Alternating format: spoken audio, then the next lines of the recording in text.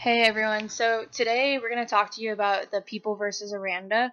This happened in 1965, and basically what happened was the two suspects were convicted of the robbery, but then they wanted to appeal it due to new circumstances.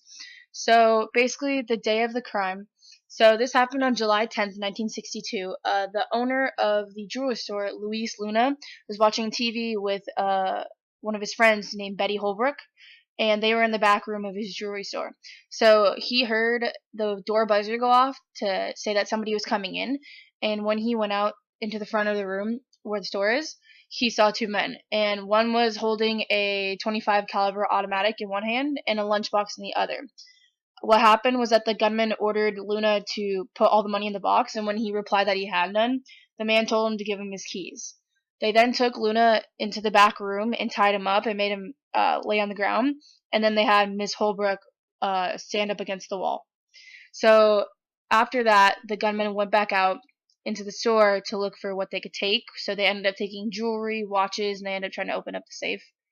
Um, it was at this time that a man named Alex Salgado, who's a regular customer there at Luna's store, he walked in and saw that there was robbery going on, and then the robber, I don't know what he said, but the robber said something to the man, and then Salgado left, walked across the street, and called the police.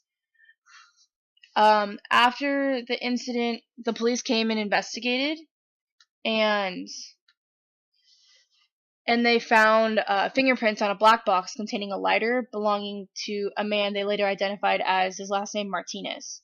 So a police officer was about a week later, the police officer was walking down or driving down the street and saw Martinez, and apparently he knew him, so he offered him a ride to wherever he was going. And that apparently was Martinez was apparently going to Aranda's house, which is going to be the second robber. So the police officer and his partner followed Martinez to Aranda's house after dropping him off, and they arrested both of them at Aranda's apartment. So the problem was when Luna came to identify Martinez as one of the robbers, he wasn't able to be certain if that Martinez was that person. The only other evidence they had was the fingerprints in the black box and Martinez's confession to Officer Becker, who was alone with Martinez at the time and may or may not have read him his rights. Also, Officer Becker didn't record the conversation, he only took brief notes, so that also makes the confession kind of iffy because they don't have corroboration on it. Martinez also testified that the fingerprints were a result of him visiting the jewelry store on different occasions when he was looking to find gifts for family members like his cousin he mentioned.